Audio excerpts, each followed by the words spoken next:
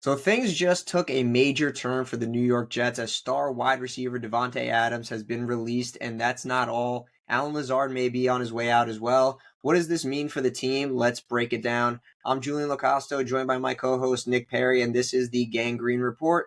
Let's get into it, guys. The Jets have made it official now that they're releasing star wide receiver Davante Adams. Adams is a three-time Pro Bowler and just came off of another 1,000-yard receiving season, which would be his sixth in a row. He finished his short Jets tenure with a 67 receptions, 854 yards, and 7 touchdowns in just 11 games, averaging 12.7 yards per reception, which is third highest in his career. His release doesn't really come to much of a surprise, seeing as the team is moving off of Aaron Rodgers. As much as I would have really liked to at least had these two back for at least one more season to kind of act as a bridge for the franchise with the new regime in place, they have kind of just made the decision to kind of move off of the 40-year-old quarterback, which probably meant that Adams wouldn't want to stick around anyway since his buddy was leaving him.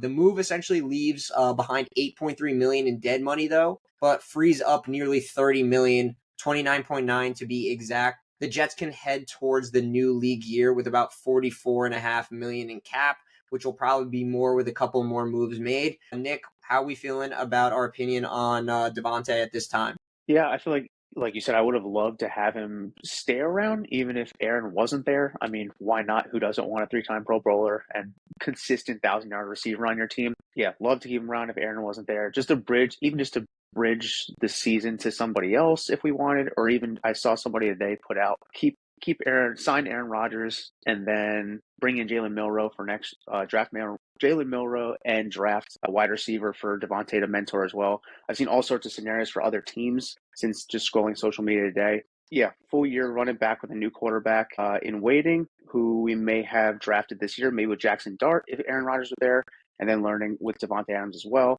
So with that being said, he gave it his all for the team, and he still came through with another 1,000-yard season, even though they weren't all with us. Who knows? Things could have been much different if we signed him earlier in the offseason last year and they had a full season together. But I feel like it's one of those coulda, woulda, shoulda moments. And then there's those reports that where AG was saying that our teammates were saying that they were funneling him the ball, so they were frustrated. So who knows? And then you see reports all over now. Garrett Wilson won't be looking for a trade because he's gone and Aaron Rodgers gone. Who knows, man? It's crazy. But he gave it his all, and that's all we can ask from him. Best of luck to him. Yeah, and really that isn't all. You know, the Jets have kind of apparently given Allen Lazard permission to seek a trade as well, which is hilarious, seeing how he's kind of like been the worst receiver on the Jets team the last 2 years. He was one of the worst rated receivers in the league and had one of the highest drop rate percentages in the league the last 2 seasons, 17.8% this past season and 17.9% the season before. I don't know what you'd be getting in terms of compensation anyway for a guy like this based on his stats and what he did as a Jet. But in my eyes, this could easily be a cut candidate in the next week or so if the deal isn't made. I can't see it playing. I could pretty much see it being exactly like the Davante situation where they said they were going to seek a trade, and then a week later they were like, all right, we're just going to cut our losses.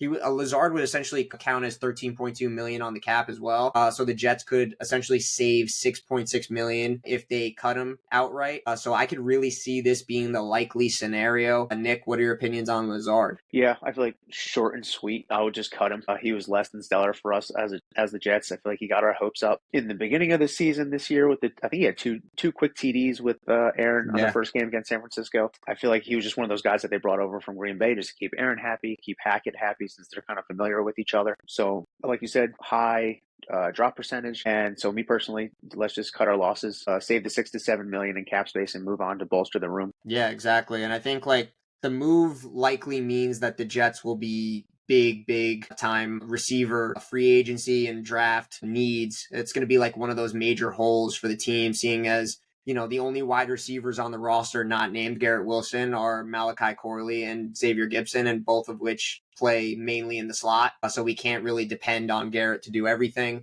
Guys being rumored to be in play for the Jets right now at this current time are Tim Patrick from the Lions and Josh Palmer from the Chargers.